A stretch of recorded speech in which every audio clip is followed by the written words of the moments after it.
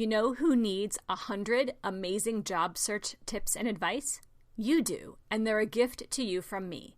You'll get these free resources when you register for Break the Six-Figure Salary Barrier, Master Your Executive Job Search, a free training webinar for you. Visit 5strengths.com/webinar to register now. That's 5strengths.com/webinar. It's for smart executives like you who are ready to take the next giant step in their careers. Now on to the show.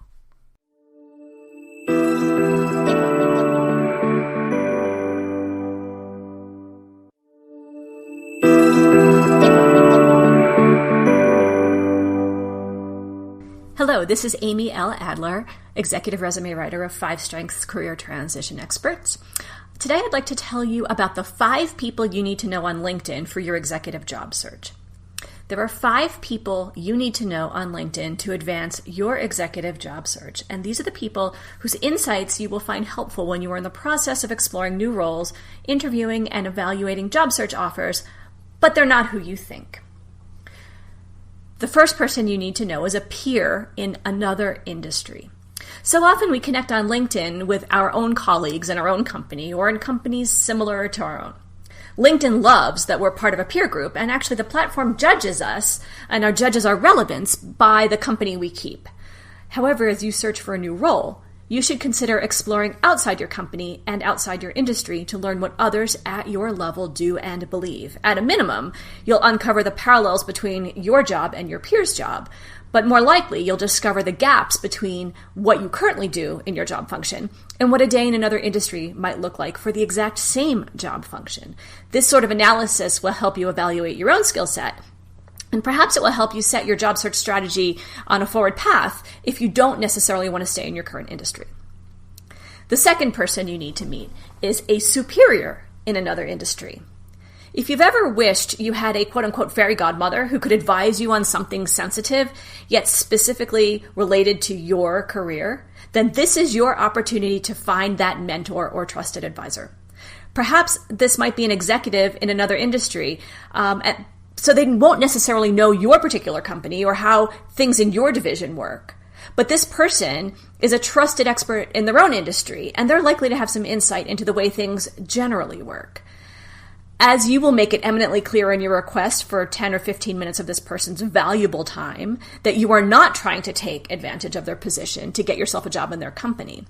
With this ethical approach in mind, you can use this 10 minutes of their time to ask the questions that are important to you about your career advancement strategy and get advice from an impartial observer.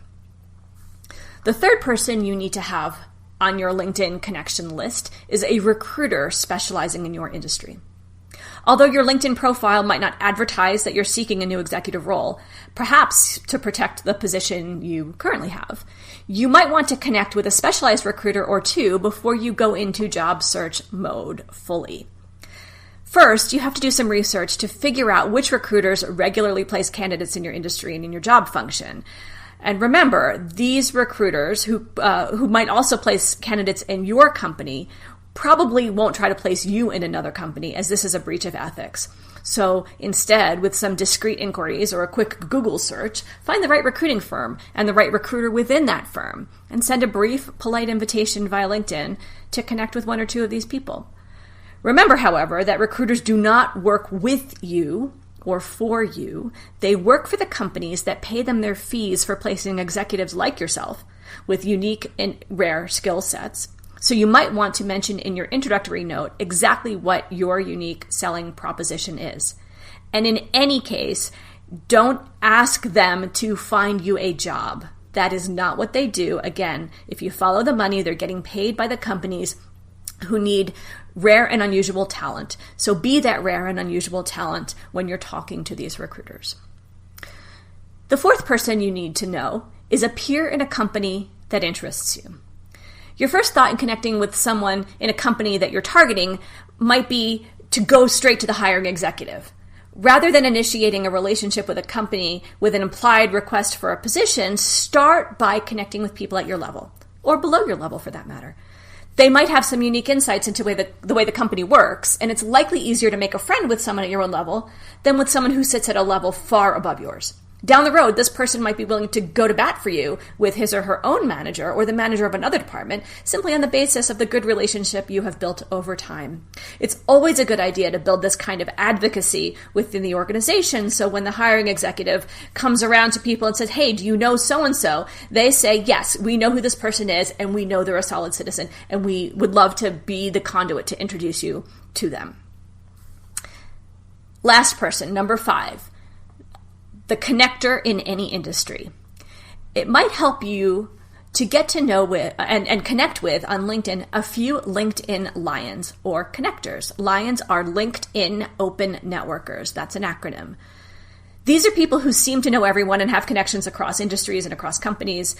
They tend to be outgoing and they are willing to make introductions. It might be wise to set up a few minutes to talk to someone with these qualities once you have made that connection on LinkedIn, to ask whether this connector knows someone who can help you based on the criteria that you are establishing up front. You're not going to make them guess who can help you. And also who they'd be willing to introduce you to based on the level of connection that they have with the individual. And they can use LinkedIn, of course, email, or they can even set up a phone call for you if that's going to work for them. One thing to bear in mind when you think about making connections with these 5 types of people on LinkedIn is that you need to plant your tree long before you expect to have shade. So long before you are going to be in your job search, or at the point of time where you think you might down the road be engaging in a job search, that is the time when it is wise to refresh your existing connections, make new ones, and figure out who might be a valuable contact down the road. When you have existing relationships with people and you're not approaching them with a request for something, you're going to have a much greater degree of credibility with them. And if you can help them out, that's a great way to foster a good relationship long before you need something as well. Thanks again. I'm Amy L. Adler, and today we're talking about the 5 people you need to know on LinkedIn. You can find me on 5strengths.com/iTunes. You can subscribe there, or subscribe at 5strengths.com/Stitcher. Or if you want to pick up the phone and call, 801-810-5627. I look forward to your call.